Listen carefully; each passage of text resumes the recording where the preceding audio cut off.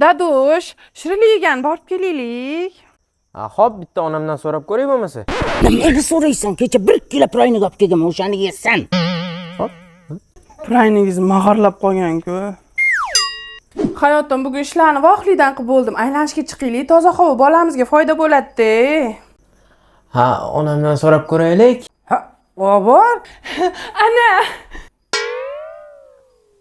Yana bitta so'rab ko'raylik hozir. To'xtab tur. Erjon, tug'ar paytim yaqin bu safargi oyligingizga radom sumka qilaylik. Nima? Akamning oyligini barchaga ishlatmoqchi edingizmi?